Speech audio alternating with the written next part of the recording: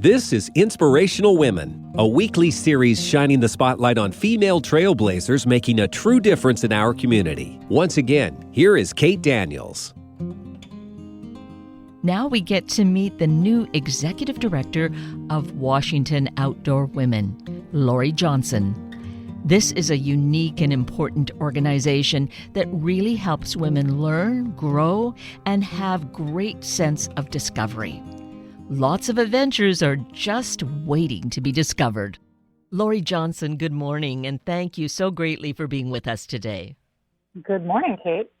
I am really excited to have this opportunity to have a conversation with you because you are the new executive director for Washington Outdoor Women. And while we've had some conversations in the past, not you and I, but with representatives from Washington Outdoor Women, there's been this hiatus for an entity that I feel is so important to Washington, so important to women. So I'm really glad that you are here in this position and going to give us some insights on what's happening these days. Yes, absolutely. So the Washington Outdoor Women, which is an educational program of the Washington Wildlife Federation, did take a 5-year pause beginning just ahead of the pandemic and kind of working through who's going to be the next person to take over leadership. There was kind of some hemming and some hawing. I'd thought about it for a while, but I am currently the director still of the Washington Food Truck Association and have been doing that for the past 10 years. But WOW played such a very strong, important role in my own life, I couldn't see it not continue on. So after lots of conversations with Ronnie, the program founder, I decided to fill her shoes, big shoes, as the new director. Ronnie McGlenn, who was the founder of the Washington Outdoor Women, began the program in 1998 and served as its director for over 20 years. So we are glad to still keep her as our mentor. Which is great, and I'm sure she values having that role because she certainly, as the founder, has these ideas and inspiration and experiences that she would want to have continue into the future. And I'm glad that you have the heart and the passion for wanting to see it continue into the future. Absolutely. I attended my first weekend-long fall workshop back in 2005. I attended workshops as a participant for about 4 years before then joining the volunteer team of coordinators in 2009. And then in addition to serving on the team as the scholarship administrator at that time, with some digital and on-site logistics support, I taught a silk-making class and was the co-instructor for the kayaking course. So I had a different perspective being a volunteer and taking on so many different roles and being a part of the program for myself 20 years. It just kind of felt like my next purpose in life, so to speak. Yeah. So when you said your first weekend workshop was in 2005, so 20-year anniversary right now. Absolutely. Right? And I think there is a weekend workshop that is coming up. Yes. So we are super excited to bring back the fall weekend-long workshop. And I say that because WOW does still put on one-day workshops, but the weekend-long workshop is an incredible experience. You get to really feel immersed in the weekend with so many other like-minded women. So for a fee of $445, which includes all the instruction, equipment, your food and lodging, WOW's signature T-shirt, tons of take-home swag, raffle gifts, books, other resources and supplies. It's just an incredible experience. This is going to be held this year, September 12th through the 14th at Camp Waskowitz in North Bend, Washington. Camp Waskowitz is a part of the Highline School District and has been used for many years as an environmental learning center. So it has the perfect grounds for us to put on all of our workshop classes. But students can choose from 3 4-hour-long sessions over the course of Saturday morning, Saturday afternoon, and then again Sunday morning. And there's about 17 topics this year that include fly fishing, archery, survival skills, wildlife awareness and first aid, harvest basket making, which will be new this year, native plant identification, foraging for first aid, gardening for wildlife, wool carding, trail hiking and first aid for dogs, basic backpacking, fire building and knot tying. We've now, new this year, got a nature journaling and an introduction to watercolors class, fix it in the field, which is gear-related, and more. There's quite a diverse selection of classes, depending on what people are interested to sign up. The classes range in size from 6 participants up to about 14 participants. So you feel like you get really good one-on-one, a lot of hands-on time with the instructors, with approximately 25% of the class being information and lecture, and then the other 75% being, practicing hands-on your new skills. So you feel like you're ready to get it going on your own when you're back at home. That is an amazing list of options of class. I'm glad you think so. It would be very hard to have to choose just 3 out of all of those. Yeah, that's why we see so many participants come back a second, third, fourth, fifth year in a row. Yeah. I would say probably, while we were keeping track, maybe 60 to 70% of our class participants were alumni. So that says a lot about the program. It absolutely, yes. It definitely does. That what you've done in this particular weekend, you love so much, but you missed something, so you have to come again the following year, and then the following year. So, and then because there was this longer break, I imagine this year is definitely extremely popular. Well, and we have, because we had that 5-year pause, some of our previous instructors retired or moved out of state. And so we're going to be able to introduce a handful of new instructors with some of these new classes this year. We have 24 different instructors, and some of them just the most amazing women. I will say at least a handful of them come from the Washington Department of Fish and Wildlife. So they live and breathe what they're about to teach these students.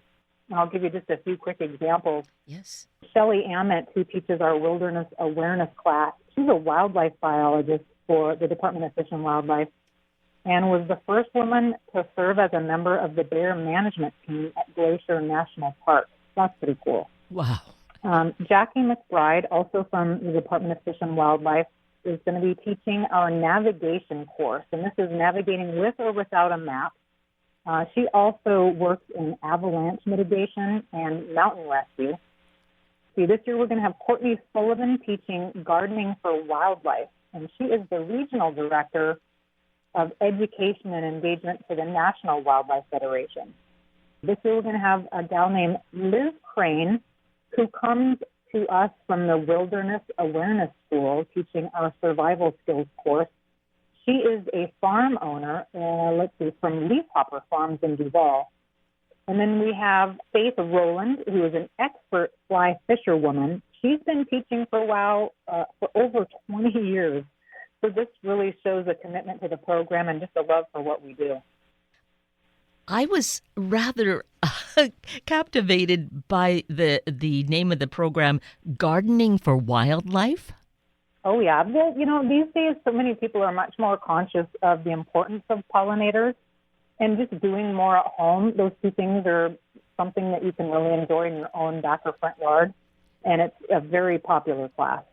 That's a really important description of it because I couldn't quite determine how it would go. But yes, the pollination, the bee population that is really in a crisis, I think, right now to see how we might be salvaging that, saving that, and saving the future. Yeah, we have actually taught an introduction to beekeeping course in the past, and I want to say it was maybe 7 or 8 years ago. Logistically, it's difficult to get a hive transported on site and then outfit everybody with, beekeeping suits. But it's something that we're looking into repeating because it was so popular at the time. Yeah. Also new this year will be our Saturday night entertainment. So a woman named Susan Marie Conrad will be our guest speaker. She lives in Mount Vernon and wrote a book called Inside, and it is about her solo kayak journey from Anacortes up the inland passage to Juneau, Alaska. Oh. I've read this book, and it is incredibly inspiring and makes you feel like you can do anything while you're sitting there on the couch reading her book. Because it's just amazing that she decided to take quite a journey all by herself. I can't even fathom that. Can't even dream of dreaming that. But She does have a lot of interesting stories, yeah. now you yourself do kayak, is that right? I do. Not as often as I would like to, but I live off the shore of Lake Whatcom, so it's a perfect little playground for me. Yeah, so a perfect place to take out a kayak. Absolutely. Right. But you just don't do it as often as you would like. Well, I would kayak full time if I could. It's hard to pay the bills that way. Yes. Well, yes, there's that. So that in itself, I'm in awe of, even if you're doing it on the lake with her doing that whole inland passage solo, because I just have a fear of the water. So, I just admire women, particularly who are doing this, getting out there and enjoying nature and really strengthening yourself and really conquering a part of, the water, for one. Right. Well, she's just such a perfect match for us, with our mission being to help women achieve confidence and self-reliance in the outdoors through relevant skills, that are taught in hands-on workshops. When I learned that she was going to be available to come and spend the weekend with us, I just couldn't pass it up. And isn't that part of what is just so heartening and so wonderful, is women helping each other, that she would really welcome being part of this and inspiring others and sharing stories. That in itself feels just like such an incredible gift that we have to give to each other, that Washington Outdoor Women is giving to women. I agree. And once you figure out that somebody else of similar age, I guess I should say, and physical ability, and you learn what they have accomplished, you have to ask yourself, there's literally no reason why I can't do it. That person's not Superwoman. So just infusing that confidence in the hands-on portion just makes people feel like, oh, I can do all this on my own once I step away from this group. But this year we plan to group everybody together when they first arrive in our orientation period, so that they realize they are from the same city or county as a minimum of maybe 9 to 12 other people. So instantly they feel like when the weekend is over, they can trade some contact information with people and, get out and practice some of these skills that they've just learned with a new friend. Wow, that is such a bonus. Yeah, we haven't done that in the past, and it's been hard because, we want to protect people's privacy, but one big ask of our past workshops has been how to connect everybody that was there in groups so that they could connect after the workshop is over. So that's our attempt to do that this year. Therefore, thinking about privacy, when people ask for that, then you have actually that latitude to make the connections, and it's really to their benefit. Sure. Yeah. Sure. Yeah. I will share with you, so I just learned this morning that the Rocky Mountain Elk Foundation has awarded us a grant. So we will be able to offer some partial scholarships. I don't have that updated on the website today. Hopefully I will get it done by tomorrow. But in the past, the Rocky Mountain Elk Foundation has provided us a grant award that allowed partial scholarships. And here it is today. So many days, I think we're 50 days out from the fall workshop. So those who are interested in attending but, were worrisome about the cost, I should have all that updated by hopefully tomorrow. But I will also share with you our other workshop support comes from local corporations. So REI gives us some incredible raffle gift items, tents, backpacks. XPED, who sponsors Ms. Conrad, has provided us some really incredible gear. We also have some coupons from REI, from Danner Boots, their new store in Woodinville, and a company called Night Eyes, which makes outdoor lighting items. So it's nice that we have some others to work with that provide support for this workshop, and it gives people some cool things to take home and introduces them to brand new gear they wouldn't otherwise know about. Oh, yes. And important gear that we need to have in order to really navigate whatever activity it is that we're going to engage in, to do it safely and have confidence that we're going to be okay. Yes. Thinking about having good clothing, the right kind of clothing to go out and whatever time of year it is, and whether it's out in a kayak or if we're off snowshoeing, because I know in the past you've had something like winter trails and snowshoeing. Yes, we have taught snowshoeing in the past, and as a matter of fact, we probably will bring back several things. Having that 5-year pause due to the pandemic, again, we'll just call it a pause, but hopefully we can return with things that we've taught in the past. We've had a lot of interest not only in native plant and medicinal plant use, but a lot of other traditional skills that include shooting and, some heritage skills that we've worked with in the past. We've actually held a shotgun workshop, tracking, waterfowling. Earlier this year, we did a shellfish harvesting workshop. So kind of as a follow-up in the fall weekend workshop, it's happening in September, there's a class called After the Harvest, so women can learn now what do they do with the shellfish, whether it be clams, mussels, or crabs in the class. So that'll be interesting. And that's also taught by 2 Washington Department of Fish and Wildlife women. One is a biologist and just a fantastic person. But in regards to other skills, we're always open. So we have a contact us page on our website if people want to reach out and say, hey, have you guys ever thought about teaching this or that? Send us an email. We love to collect that kind of feedback. Well, let's take this moment and mention the website right now. Okay, well, it is WashingtonOutdoorWomen.org. Again, there is a workshop page that speaks to the fall weekend workshop that's happening September 12th through the 14th. Registration is open now, and registration does close September 1st. We have 23 spots left open, so do not delay if you are at all interested. And again, you can go to that Contact Us page to fill out your name and your email address. You can be added to our notification list and then ask some questions or give us some feedback through that form. So you mentioned there's only 23 spots left at this point. So what is the maximum size, or what is the number of women that will be there? The maximum number of women that will be there for the fall workshop will be 116. Wow. And again, those class sizes range from, on the very small end, 6, and I think we have one class that will have 15 people in it. Wow. It seems like a lot, 116 gathered, and yet like a perfect number to really make good connections without it being overwhelming and not being able to be connected. It's kind of a sweet spot we've found. Yeah. But it took many years. to finally arrive at this. Right. Well, when you think back, Lori, because you said you did a fall workshop back in 2005? I did. Right? So when you think back to that, was it a smaller size than this?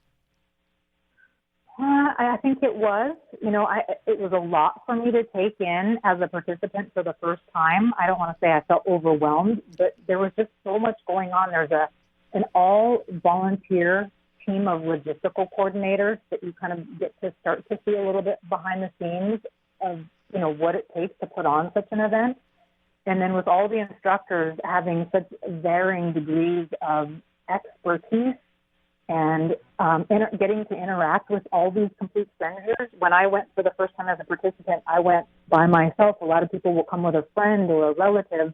It was just a lot for me to take in. I was self-employed at work and was working from home, so I wasn't used to that kind of social hubbub, so to speak. But looking back, I think we probably had a smaller workshop than we do these days. But we just have learned over the years how to incorporate more people and make sure that the feeling is still the same, that you still connect one-on-one with the instructors, with fellow participants, and that you soak all of what you can up through the weekend, because it does go by fast. Right. So that was your first workshop, and how did you come to attend it? Do you consider yourself an outdoor woman? At the time, I was married to somebody who's very, very outdoorsy, and I just figured I must just need to learn more. It turned out for me, I never seemed to really wear the right clothing outside, depending on what we were doing. Like we would go for a hike and I wasn't dressed right, didn't have the right shoes on. So I just started to enjoy all of those outdoor experiences a lot more once I figured out what to wear, what gear to have, and some basic stuff like building a fire by myself and tying certain knots. Super helpful, get by type of things. But yeah, I literally was working from home in my home office and just happened to Google Washington Outdoor Women just to see if there was a group like that. And holy cow, it took me right to a website called Washington Outdoor Women. So I signed up right away. I think this was in like maybe May or June for a September workshop. I was super, super excited to take, I think I took canoeing. I think I took the After the Catch class at the time, which taught you how to fillet salmon and how to deal with other shellfish. And then I took a basic map and compass course because I hadn't really ever navigated on my own outside, and I didn't want to be a complete noob while, my husband was off doing whatever he was doing. So I was just so enamored by what I learned and how I learned it that I was super excited to go back the second and the third year. And by then, Ronnie, the founder and director at the time, just kind of nudged me and suggested you should consider, becoming a volunteer and seeing what it's like to be a part of the team. And then I was like all in, and I stayed on the team year after year after year, and just became a lot more immersed into the logistical planning of it all, and made some lifelong friends. And yeah, I just can't say enough about it. It's hard for me even not to get emotional because of how much it's meant in my own life and my own life journey. Yes. Well, and the way that it came about that you just felt you needed to really learn something about the outdoors and to actually type that into the search bar and it was like, this is almost meant to be. It was destiny. It feels that way. It does certainly now. Yeah. Well, because there's been this 20-year relationship that has been ongoing, and you just have had experience in so many different facets of it, taking a lot of the workshops, but the volunteering part of it. So it's almost as though you really know the organization almost as well as, can we say as well as Ronnie? Close to it. I don't know. It's her baby, and I do feel like I need to take very, very good care of something that's super precious to her that's been handed to me. So it is my hope that I can continue on with her vision and make sure that every other woman that comes up behind me has the same opportunities, have the same kind of experiences that I have had. And so while you call this Ronnie's baby, but it's also what is really meaningful for you, because as you said, making it available to other women. So you really have a very deep, serious connection here. Yes, I would agree with you. With what you say about what's needed for women to have this confidence and to find strengths where we felt we didn't have them before, it's because we get that education. If we're not exposed to it, it's very difficult, of course, to have it. So here's that. Absolutely. Right? Yeah. You can pick up a book or just watch YouTube and learn almost anything these days, but until you put your hands on it and physically, with the help of your brain, conduct the activity, there's kind of a disconnect. So having that hands-on portion of all of these workshops while you're there with the instructor, in front of the instructor, having the support and help from the instructor just makes all the difference so that when you get home, you don't have a question about whether or not you can do it yourself. My quick example is soap making. I got a soap making book, and I probably read that thing 10 times before I made my first batch of soap. So I had some personal stories that I shared in my very first soap making class with my own students. And I wanted to make them feel like when they first got home, they could come up with a batch of soap on their own. And so the second year I taught soap making, I had a lot of students come back to me to tell me that, when they got home, they started making soap on their own. And they were so glad that they came and took that class because, the first half is everybody watching me do it and hear about it. But then the second half is them all doing it. And so then when they get home, they don't have any question as to whether or not they have the confidence to do it by themselves. Yes, absolutely. The experiential part of it is so critical. And that's why Washington Outdoor Women and the classes that are offered and the workshops, but then to have a full weekend, that immersion experience must feel almost otherworldly. Very much so. So you mentioned, Lori, the soap making class. Are there other classes that you've taught? I was the co-instructor for kayaking for 2 years. Now, were you kayaking much before that? Well, that's a good question. So my first year as a WOW participant, I took the canoeing course. The second year I came back, I took kayaking. Then as soon as I got home, I was super excited to tell my husband that I was getting a kayak. So yes, for my birthday that year, I got a kayak, and we've been kayaking ever since. But I was so in love with it. I kayaked all the time. Again, being so close to the lake, it was pretty easy for me to access. But I got so into it and just fell in love with it so much. I really bonded with the woman who taught the kayaking course. And so coming back to WOW as a volunteer the following year, she said, hey, do you want to co-teach the course with me? And I obviously couldn't say no, Right. Because it meant so much for me to introduce this to other women who had never tried it before. Yes. Well, and you know, what it strikes for me is that, okay, you hadn't done it. The experience, the workshop exposed you to it. So if you'd never had the workshop, it's very possible you wouldn't have stumbled into, well, you know, you never would have perhaps tried kayaking and found this love and passion for it. You are so right. And kayaking is not one of those things where you can just go like quickly test drive a kayak. Right. So by taking a course through the Washington Outdoor Women, we do give you the chance to test drive a kayak. And there's so many different kinds of kayaks out there these days and vary so much in price that kind of once you get a chance to see whether or not you like it or not, then you can decide, hey, well, how much do I want to invest in this? So that's just one of those things that's really hard without getting to spend a little bit of time immersed in the activity. Yes. So I think that is a good story, a good example of what it means to attend a workshop, or definitely, I think the fall weekend sounds like the great immersion experience, to see all these, experience these various activities and really find something that you didn't realize you have a passion for. Absolutely. And I'll just kind of quickly summarize it for everybody who's listening. The Fall Weekend Workshop is September 12th through the 14th at Camp Waskowitz in North Bend, Washington. Registrants need to be 18 years or older. The registration fee is $445, and that covers all of your instruction and the equipment, all of the lodging, the meals, lots of take-home resources, books, supplies, probably some pretty cool raffle gifts. The registration deadline is September 1st, and workshop participants can go to the WashingtonOutdoorWomen.org website and sign up for 3 4-hour-long sessions from among 17 different topics. Class sizes range from 6 to approximately 15 participants.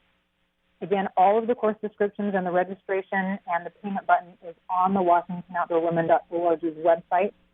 And then people can also follow us on Facebook so that they can be informed about upcoming things that we'll be working on. Really great recap. That's so wonderful. I think we've covered all these bases that hopefully instills in anyone listening and intrigued to pursue looking at the website and getting registered for the September workshops. Great. Thank you so much, Kate, this morning. I really appreciate it, and all of your support. It means a lot to us. Well, I appreciate you, and I'm so glad to see Washington Outdoor Women, back in business, we'll say, again, inspiring other women. So I thank you so greatly for who you are and what you're doing. Wonderful. Thanks again. Thank you for being here this morning to meet these wonderful guests, devoted to their growth, support, and encouragement of others to live an abundant and fulfilling life.